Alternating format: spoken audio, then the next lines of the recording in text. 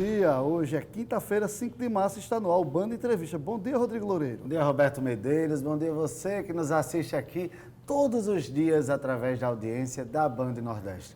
Hoje nós vamos receber aqui nos estúdios a vereadora da cidade de Natal, professora Eleika, que vai falar um pouco da atuação do seu mandato e de um livro que ela está lançando, trazendo aqui a história dos seus 7 anos de mandato. Pois é, Rodrigo, mas antes disso a gente vai às notícias. Casos de doenças transmitidas pelo mosquito Aedes aegypti cresceram neste começo de ano. O Ministério da Saúde alerta para o risco de surto de dengue em pelo menos 11 estados.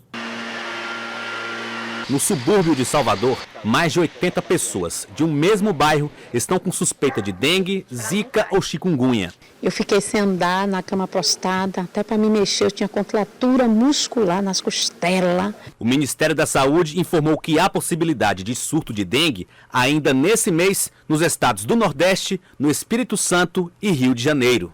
Até o início de fevereiro, foram notificadas 90 mil suspeitas da doença, número 18% maior que no mesmo período do ano passado. Até agora, 14 mortes foram confirmadas. Existem 4 tipos de vírus da dengue. Cada um deles pode infectar o ser humano só uma vez, porque o corpo cria imunidade.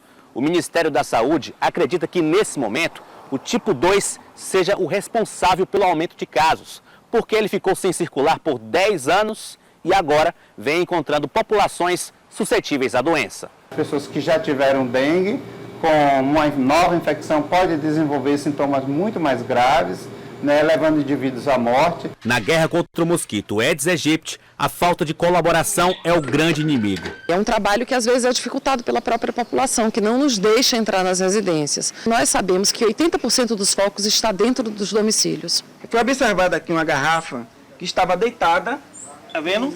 E que ela aqui exposta, ela pode cair água e virar um depósito. Também encontrei copos aqui que até pode estar eliminando. Se não fosse esse problemazinho aí, estava tudo perfeito.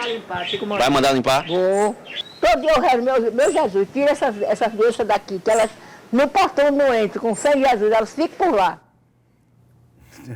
Olha aí, temos também que trazer essa responsabilidade para cada um de nós. A gente sabe que esse período agora de chuva é o período aí de proliferação do mosquito Aedes aegypti, a gente precisa estar atento, né? Eu venho batendo nessa tecla porque aqui no Rio Grande do Norte, nesses 2 primeiros meses do ano, nós já temos 500 casos confirmados de dengue. E é muito preocupante porque, apesar do trabalho que é feito pela Secretaria de Saúde do município de Natal, pelas secretarias de saúde dos outros municípios e também pela Secretaria Estadual de Saúde, nós, enquanto cidadãos, somos os maiores responsáveis para acabarmos com o mosquito. Uma tampinha de refrigerante que você deixe jogada ao relento, que caia a chuva nela, se torna um criadouro do mosquito. O mosquito não procura água suja, não, ele procura água limpa. Se você vai viajar, tampe a bacia sanitária, não deixe aberta, porque o mosquito se prolifera na água limpa. Então, assim, as pessoas precisam ter esse cuidado. Limpe o seu quintal. Está todo mundo falando hoje sobre o coronavírus praticamente não chegou.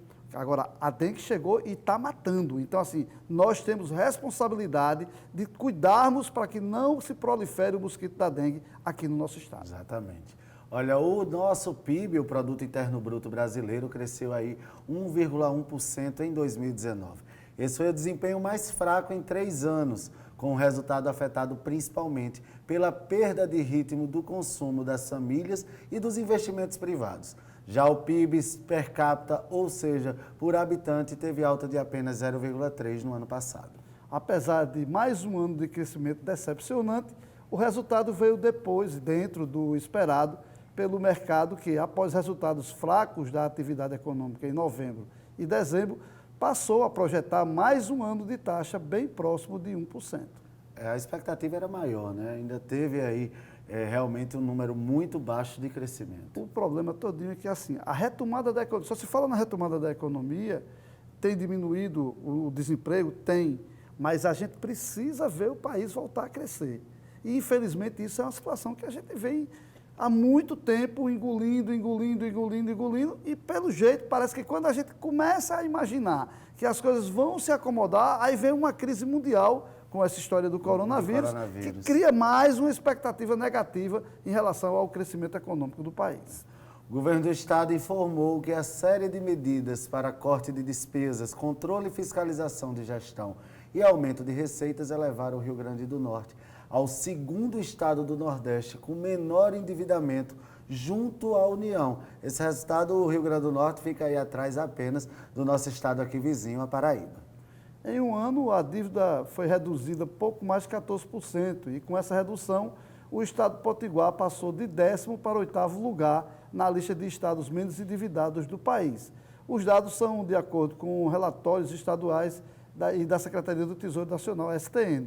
O grande problema, Rodrigo, é que assim, está diminuindo, tudo bem, a gente está um pouco endividado, abre a perspectiva até de se contrair empréstimos, de se fazer determinadas coisas, mas o grande desafio é conseguir equacionar as contas públicas. A gente tem hoje um rombo mensal só na Previdência de perto de 150 milhões. E ainda está longe de se resolver o problema da reforma da Previdência. Sem contar nas dívidas, né? Nós temos ainda aí dívida com fornecedores que não foram pagos desde a gestão, que ficaram da gestão passada, dívida com funcionamento, dívida com funcionalismo, empenhos cancelados, então ainda tem muita coisa para se organizar a casa, e enquanto a gente só vê aí a folha de pagamento sendo paga em dia, o que já é uma grande coisa, mas a gente precisa retomar o crescimento do Estado economicamente. Só administrar folha de pagamento não é fazer gestão. As chuvas dos primeiros meses do ano já refletiram no nível dos reservatórios do Estado. Alguns açudes estão com mais de 80% da capacidade total e outros já chegaram a sangrar. Vamos a essa matéria. As chuvas dos primeiros meses do ano já refletem no nível de água dos reservatórios do Rio Grande do Norte. Uma boa parte dos mananciais do estado tiveram um aumento no acúmulo de água. Currais Novos, Açude Dourado, dia 3 de 3 de 2020, registramos aqui a primeira sangria desse ano, graças a Deus, depois de muita luta, depois de muito sofrimento. O açude Novo Angicos, maior reservatório de água da cidade, também sentiu o impacto das chuvas e chegou a sangrar nesta segunda-feira. A situação volumétrica dos reservatórios do estado indicam que as previsões de chuvas para o inverno potiguar estão se confirmando. O que a gente tem de melhor nesse momento é a confirmação das previsões que aconteceram, porque nós tínhamos aí uma previsão de um bom inverno, um inverno acima da média, e as chuvas até o presente momento vêm nos trazendo essa confirmação. Nós esperamos que elas continuem para garantir que o inverno realmente seja bom e a gente possa sair dele com um acúmulo bom de água para garantir o abastecimento do Rio Grande do Norte. O maior reservatório do estado também apresentou aumento no volume de água e hoje está com pouco mais de 22% de sua capacidade total. A situação da Armando Ribeiro, ela está ganhando água, né? Água que está passando lá pela barragem de Oiticica e outros cursos d'água, e ela já, nesse final de semana, já ganhou mais de 12 milhões de metros cúbicos. Isso é muito importante porque a Armando Ribeiro é o nosso pulmão hídrico, é o grande reservatório que, a partir da Armando Ribeiro, a gente garante o abastecimento da região central do estado, de parte de Mossoró, do Seridó e toda aquela nossa irrigação no Vale do Açu. Dos 47 reservatórios monitorados pelo IGARNE, 11 estão com menos de 10% da capacidade total e 7 estão secos. Para o diretor-presidente do IGARNE, a expectativa é que essa situação seja revertida ainda este ano, como consequência do bom inverno. Principalmente na região central, nós esperamos chuva nas principais bacias hidrográficas, como ali na região do Piancó-Piranhas-Açu, na região do Apudi, né, da região do Apudi-Mossoró, para que os reservatórios dessas bacias possam recuperar o seu nível e garantir o abastecimento da população e dos sistemas de irrigação e os demais usos para a população. É muito bacana, mas a gente sabe que a situação dos nossos reservatórios ainda são preocupantes, viu, Roberto? Ainda tem muitos reservatórios ainda em estado aguardando a chegada de água, os principais deles, principalmente, né? Rodrigo, é importante realmente que a gente, depois de 7 anos de seca, comece a receber realmente bastante água nos nossos reservatórios e tem uma preocupação. Eu não vi ninguém falar sobre a situação desses mananciais, Por exemplo, as portas de sangria, como é que está funcionando? Estão todos ok? Foi feito, o ano passado se falou sobre o levantamento das barragens, aqueles problemas que aconteceram, mas a gente não tem visto nenhum trabalho em relação a esses açudes, se está sendo feito, como é que ele se encontra hoje, porque há também um risco. Na hora que um desses reservatórios consegue transbordar, a gente fica imaginando que pode acontecer uma catástrofe se não tiver bem cuidado, se não tiver bem trabalhado essas portas de sangria. E quando a gente fala que tem muitos, por exemplo, a barragem Armando Ribeiro Gonçalves, que é o nosso maior reservatório, está com 22% da sua capacidade. Apenas. Para você ter uma ideia, dos 47 reservatórios de água que nós temos aqui no Rio Grande do Norte, 11 deles estão aí com a capacidade abaixo de 10%. Então ainda é uma situação, quase no volume morto, é uma situação ainda muito preocupante. Pois é, e a Federação dos Municípios do Rio Grande do Norte, FEMURNE, pediu que a inclusão dos municípios na reforma da Previdência do Estado seja por adesão facultativa. O pedido foi enviado à Assembleia Legislativa. A ideia é que os 39 municípios que contam com a Previdência própria possam escolher individualmente se vão aderir ou não à mesma reforma do Estado, ou se vão continuar aí com a sua e fazer a sua própria reforma, caso a reforma seja aceita pelos deputados estaduais. É uma boa ideia porque, assim, grande parte desses 39 municípios está, pelo menos, com suas contas enxutas, resolvidas em relação à Previdência. Então, há municípios que têm Previdência própria que está bem organizado. Os que não estão aí, possivelmente eles vão querer aderir. Eu acho que é o mais justo, Roberto. Quem quiser vai aderir à reforma, quem não e já tem sua Previdência, faz sua própria reforma ou mantém a sua Previdência como está. Quem sabe onde o calo aperta é o gestor de cada município. De cada município. A gente vai agora a um breve intervalo, mas não sai daí. Nesta edição ainda, a gente conversa com a vereadora Eleika Bezerra, que fala sobre os seus 7 anos de mandato na Câmara Municipal. A gente volta já.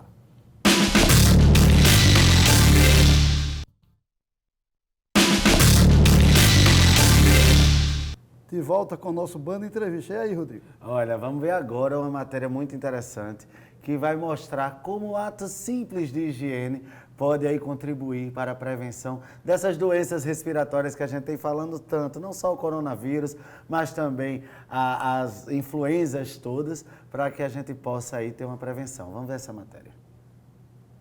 Cobrir a boca e o nariz com os braços ao tossir e ao espirrar, usar álcool em gel para higienizar as mãos, lavá-las com água e sabão.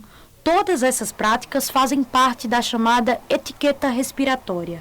Essas ações simples, rápidas e que estão em alta após a confirmação dos 2 casos de coronavírus no país, também são úteis para combater a disseminação de outras doenças respiratórias. Para este infectologista, os cuidados são úteis justamente porque valem para diversas patologias.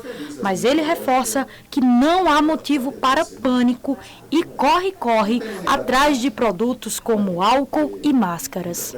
E você ter a condição de saber espirrar, ter educação em relação a essas manobras, você diminui qualquer ação desses vírus por via respiratória. Então, você diminui bastante esse quadro respiratório que as pessoas poderão pegar. Nas ruas, as pessoas seguem a vida com um pouco mais de atenção, mas sem grandes cuidados.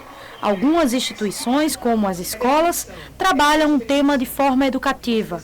Outras recomendam que as pessoas deixem de lado alguns costumes. Nas igrejas católicas de Natal e de outros 87 municípios do estado, a recomendação da arquidiocese é que os fiéis evitem dar as mãos durante as celebrações das missas.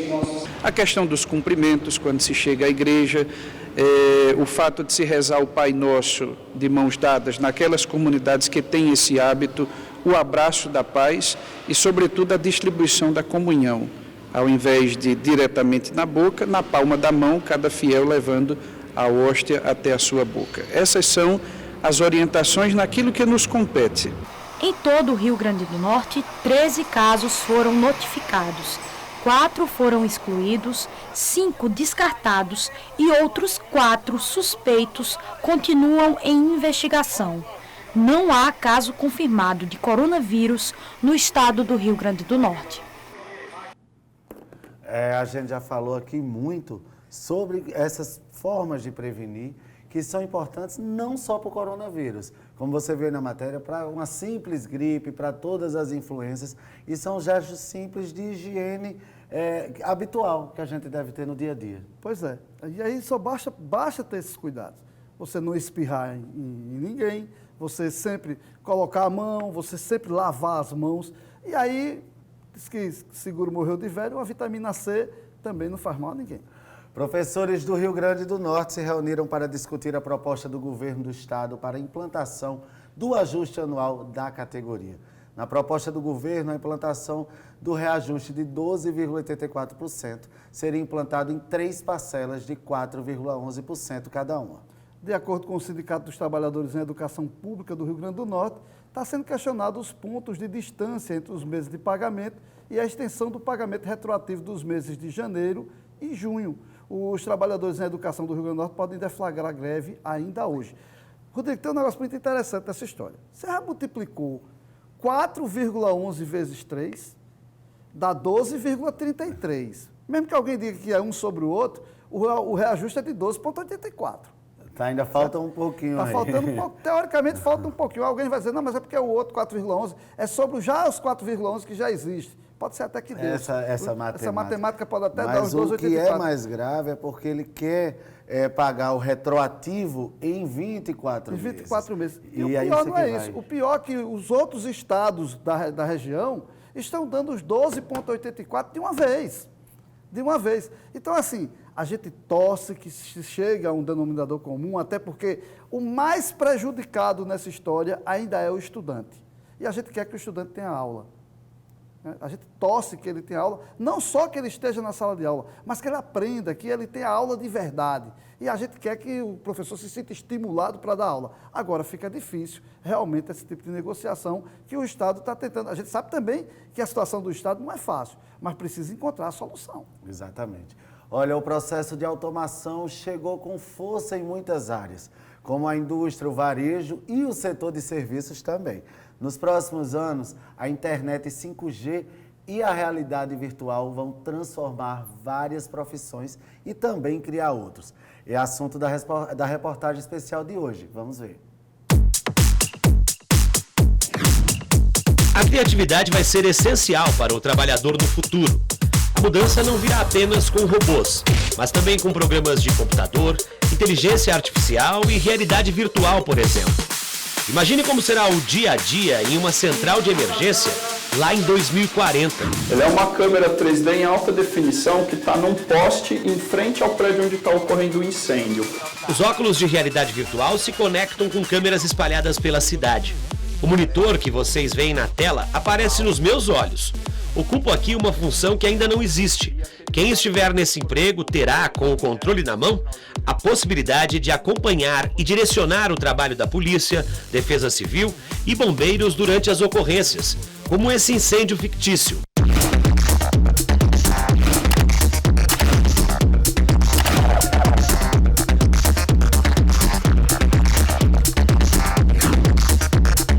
A internet 5G dará a velocidade necessária para respostas em tempo real. Com esse nível de precisão e te reportando as informações em tempo real, só é possível com uma rede como 5G. Para tudo isso virar realidade, a internet precisa mudar. O aperfeiçoamento das redes de telefonia móvel é fundamental. Nesse prédio, há um ponto de internet 5G em fase de testes. Muitos serviços vão precisar de uma banda muito alta e de uma latência muito baixa. Quando você usa qualquer navegador hoje, um Google, um Waze, você tem um tempo de resposta. Quando você fala num carro autônomo, você não tem esse tempo de resposta, você não tem o recalcular. O tempo de recalcular, você atropelou uma pessoa, você causou um acidente, você bateu. Então, eu vou precisar que esse tempo de resposta seja muito menor. E aí, com certeza, eu só consigo isso com 5G. A tecnologia vai virar de ponta cabeça o mercado de trabalho.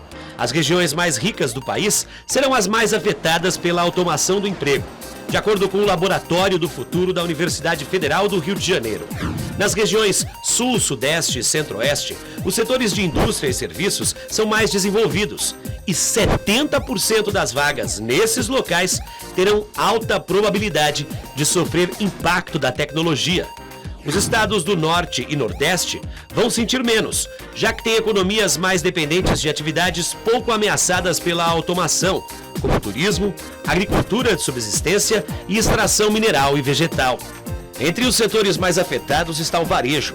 Vendedores, caixas e estoquistas, por exemplo, já começaram a ser substituídos por máquinas, assim como quem trabalha nos escritórios em funções mais burocráticas e repetitivas.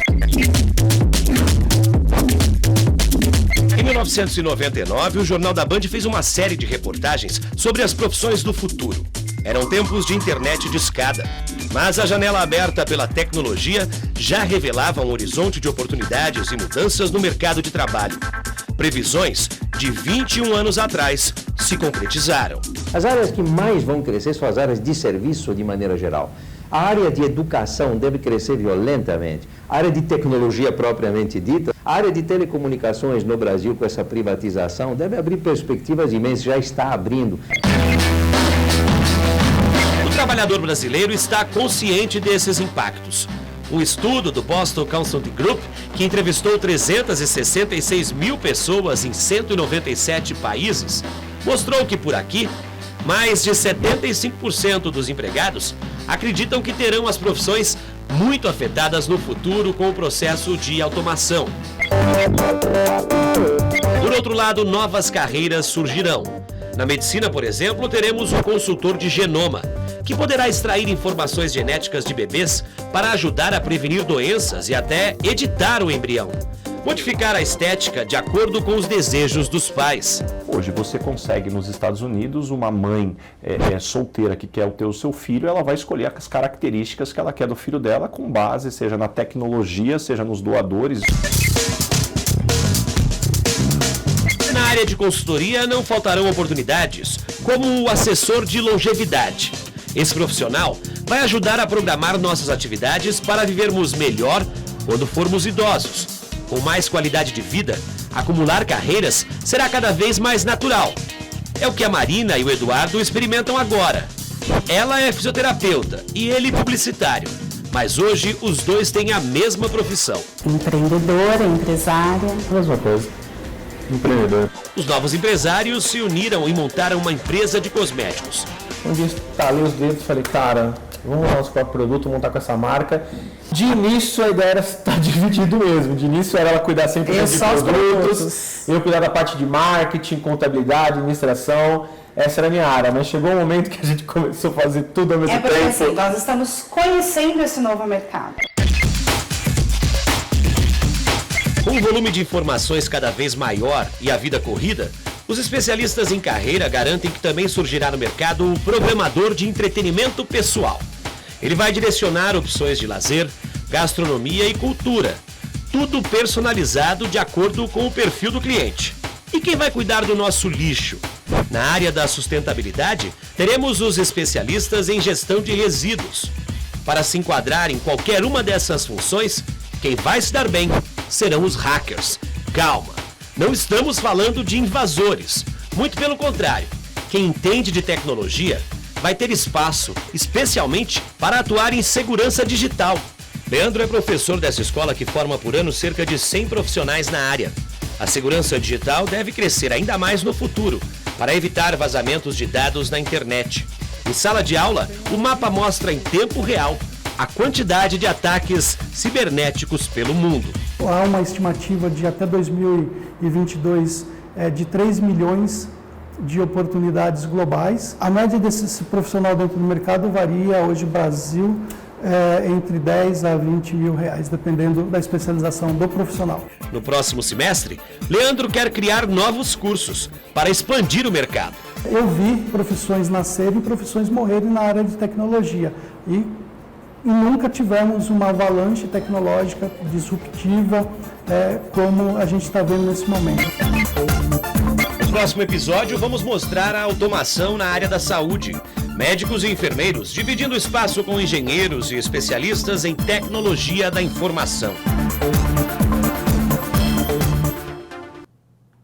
É isso aí, o mundo avança tecnologicamente e quem quiser se dar bem, ou quem que tiver vocação para isso, pode começar a buscar, porque é a área do presente e é a área do futuro.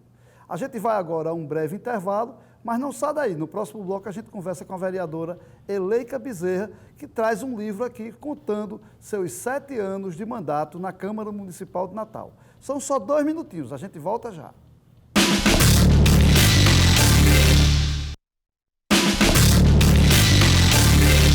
Estamos de volta com o nosso Band Entrevista e hoje recebendo aqui a vereadora professora Eleika. Seja muito bem-vinda aqui ao nosso Band Entrevista. Obrigada pelo convite e pela acolhida de vocês. Bom dia, professora.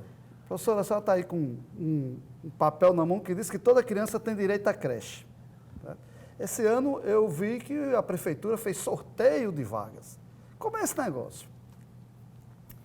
Eu quero confessar que a questão da creche é importante que todos saibam, porque na hora que a população toma conhecimento, então tudo pode acontecer de forma melhor.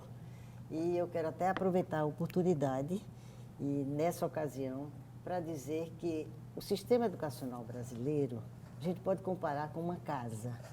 E esta casa, imaginemos os alicerces, que significam a educação infantil e fundamental, responsabilidade dos municípios, as paredes, o médio, responsabilidade justamente do ensino médio, que antigamente se chamava segundo grau, né?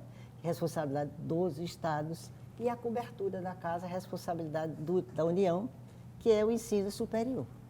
Então, a competência dos municípios realmente ela é bem elástica, porque é de 0 aos 14 anos. E justamente aí pega a chamada educação infantil, que é de 0 aos 5 anos, ou seja, desculpe, a professora de estrutura e funcionamento do ensino, né, aqui. Então, é interessante que as pessoas saibam que a educação infantil se subdivide. Então, ela tem creche de 0 aos 3 anos e pré-escola 4 e 5 anos, para poder, então, entrar no Fundamental 6. Então, a situação de creche, realmente, há uma novidade ao longo dos últimos anos, porque a obrigatoriedade da família em levar o seu filho à escola é realmente aos 4 anos. Mas você pergunta, sim, 4 anos é pré-escola, 4, 5 anos. E antes? E 1, 2, 3. A creche, então, o que é que aconteceu? Há decisões do Supremo Tribunal Federal sobre a situação quando uma família procura uma creche por uma necessidade, então o Poder Municipal tem a obrigação de atender. E isso acontece, A primeira decisão foi Volta Redonda, no Rio de Janeiro, estado do Rio. E aqui em Natal isso acontece? Olha, acontece, é muito curioso, inclusive, né, que se saiba disso. É alguma coisa que nós temos lutado ao longo dos anos, inclusive com divulgação, e agradeço até aqui a oportunidade, né? As famílias precisam saber que a creche é um direito para aquelas famílias que precisam e que procuram. E aí, eu perguntava, sim, e o que é que acontece? Se não conseguem, existe, nós estamos divulgando isso talvez já há uns 3 anos, né? Ou 4 talvez, né? A Defensoria Pública tem sido muito sensível em relação a essa situação. E num ano determinado, eu me recordo aqui agora e repasso para nós todos, né? Que houve, por exemplo, 30 matrículas foram asseguradas através da Defensoria Pública. Então, nós divulgamos, damos inclusive o endereço da Defensoria, o horário que ela atende, o telefone, e eu confesso a vocês uma coisa, nos últimos dias eu preciso estar mais atualizada em relação, vamos dizer, que procura tem havido, inclusive em relação à própria Defensoria Pública. A Secretaria está anunciando o número de matrículas, né, que é atendida, etc. Mas nós também estamos trabalhando com os dados, uma pessoa que trabalha na área de estatística, sim, qual é a população, vamos dizer, de Natal de 0 a 3 anos? Qual é o percentual, então, dessa população que está sendo atendida? Onde está essa população? Onde está? Então, tudo isso não é vamos dizer, não são dados tão simplistas assim. Porque a Secretaria tem todo o direito de dizer, atendi 59 mil, sim, mas qual é a população nesta faixa? Então, eu quero confessar aqui que nós estamos providenciando essas estatísticas para poder, inclusive, tratar não só na Câmara, mas para a população e para os meios de comunicação. Né? Professora, agora, e essa história do sorteio, como é que a senhora vê? Licença, dá licença. Direito à creche, o seu filho também tem, certo? Então, essa questão do sorteio, como o Roberto estava perguntando, sim. Como é que a senhora vê essa questão da Prefeitura estar sorteando essas vagas? Tudo tem sua história, não é? tudo. Eu ando muito impressionada cada dia que se passa. Para a gente entender o hoje, a gente precisa puxar o ontem, né? Em tudo, até na nossa vida. Em relação a essa situação aqui, quando eu cheguei na Câmara, com poucos anos, eu comecei a me impressionar porque a Prefeitura de Natal oferecia bolsas para o ensino superior e não atendia as crianças lá no início da faixa, né? Na faixa etária. E nós nos batemos muito com isso. Tivemos, inclusive, algumas dificuldades, alguns problemas com as pessoas que tinham interesse nisso. Olha, como é que uma prefeitura que tem responsabilidade de atender a infância e parte da adolescência vai atender o ensino superior, que é de responsabilidade? Por favor, minha gente, o nível superior é responsabilidade da União, do chamado do governo federal, que é quem arrecada mais de 60% do que se junta nesse país, o município 15%, os estados cerca de 25%. Então, como é que o município de Natal, eu achava um absurdo, e enfrentei isso, tive algumas situações, alguns dissabores, né, porque pegavam os alunos que recebiam as bolsas, claro, eles estavam querendo defender, e inclusive me apupavam, me vaiavam, foi muito desagradável essa fase. E então, e qual é a nossa defesa? Olha, o município, por favor, finalmente nós entramos, através de uma organização não governamental, que nós fizemos parte até da sua fundação, entramos na Justiça. E a Justiça realmente mandou que a Prefeitura parasse. Não parar os que já estavam. Inclusive, eu mesma sempre defendi que não deveria interromper quem estava no meio do caminho, que é muita malvadeza, né? Eu entrei, estou no 3º, 4º, 5º, 6º, 8º período, sei lá, que chegasse ao final. Agora que a Prefeitura, por favor, cumpra primeiro a sua obrigação para poder passar, então, se tiver sobrando dinheiro, você pode gastar. Ótimo, até pós-graduação, até pós-doutorado. Mas depois que se atender o básico. E aqui eu queria aproveitar a oportunidade de dizer que, cada dia que se passa, os estudos estão demonstrando a importância imensa da faixa de 0 aos 6 anos. Inclusive, tem, se não me engano, não sei se vou pronunciar bem, Haeckel, ele ganhou um prêmio Nobel de Economia. E ele tem uma entrevista, uma revista aí nacional, onde ele diz a importância da vida de nós, seres humanos, de 0 aos 6 anos, que é justamente a faixa da educação infantil. Professora Eleika, 7 anos já de mandato que a senhora está, no seu 2º mandato, né, no 7º ano. Sim. E aí agora vem com a novidade, que é trazendo um livro com todo o histórico desse mandato. Vamos falar um pouquinho de como surgiu esse livro, o que é que a gente encontra nele?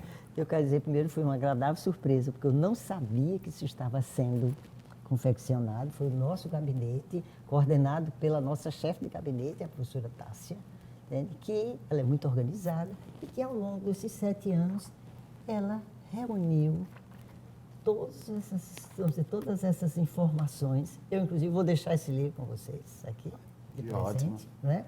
As audiências públicas de proposição nossa, a participação, ou que eu propus, ou então a participação, os decretos legislativos, as doações. E aqui eu quero fazer, que é um diferencial.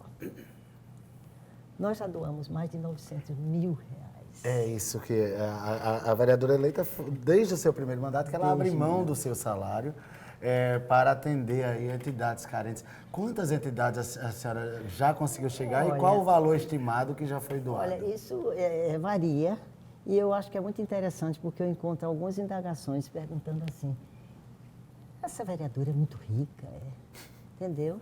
E eu respondo... E me permita aqui dizer que é possível. E como é que eu tomei essa decisão? Um pouquinho de recordação.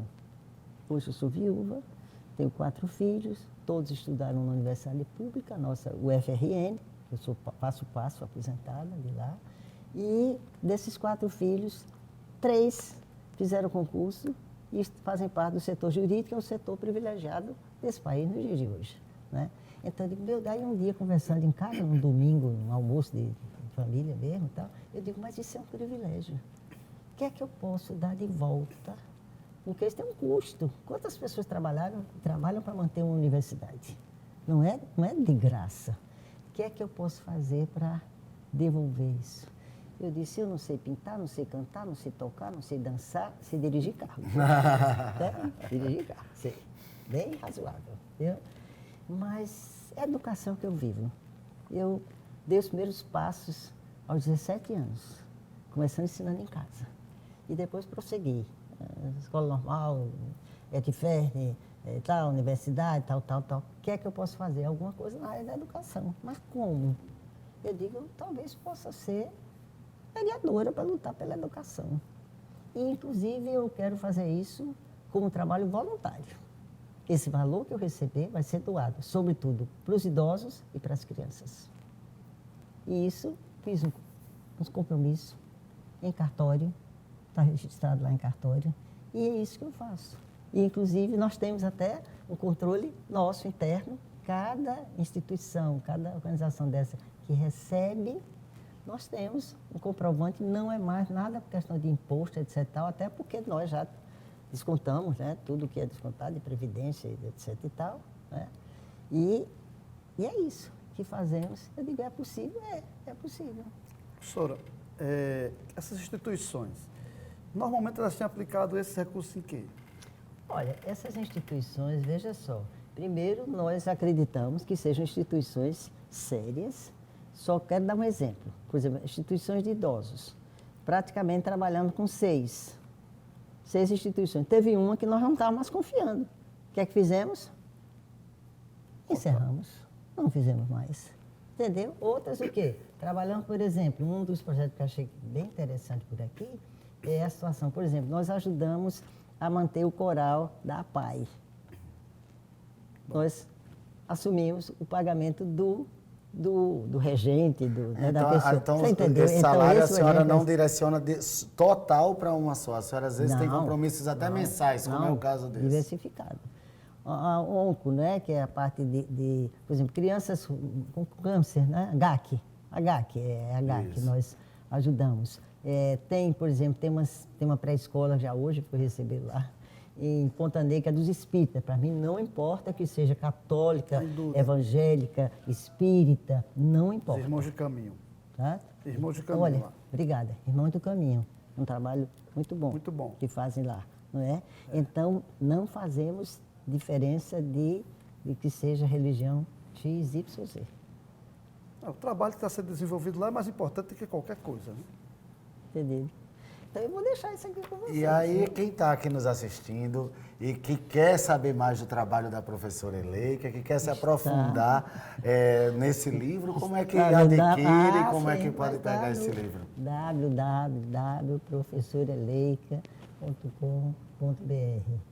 Ixi, acertei. Olha aí, a assessora Juliana Manzano está aqui nos estúdios com a gente, ali fez um positivo. Eu sou analfabete, viu?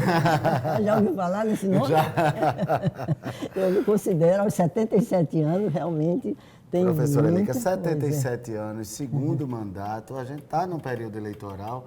Falar um pouquinho, né? Já estamos no ano eleitoral.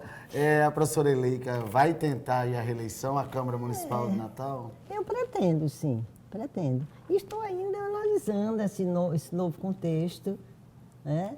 E acho que... Agora, eu não sou muito obediente, não, viu? Eu só faço aquilo, sinceramente, que eu acredito. Posso errar, mas tentando sempre acertar. Então, se vier alguma coisa para dizer que tem que ser assim, assado, me desculpe. Não contem comigo. Professor, e o partido? Exatamente, eu estou analisando as alternativas, né? Que existem, alguns contatos são feitos e eu tenho dito, calma, porque cautela e canja de galinha nunca fizeram mal a ninguém.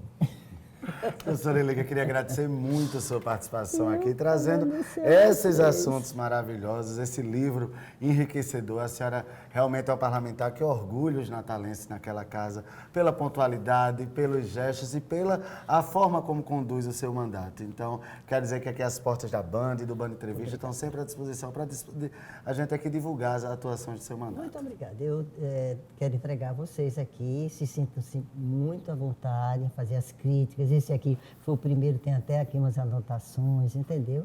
E queria dizer, quando me perguntam, como é que você vai lá na Câmara? E eu respondo, pelejando, que é uma expressão bem nossa, interiorana. Bem lá de Currais Novos? É bem lá, pelejando com decência. Agora, claro, tem muita coisa que a gente gostaria que acontecesse, mas pelo menos a gente faz o esforço para que possa acontecer. Não é? Então, muito obrigada a vocês. A gente agradece a participação da professora Eleika e o Band Entrevista vai ficando por aqui. Tenham todos um bom dia e até lá. A gente volta amanhã às 7 da manhã. Até amanhã às 7 da manhã aqui na tela da Band. Oh.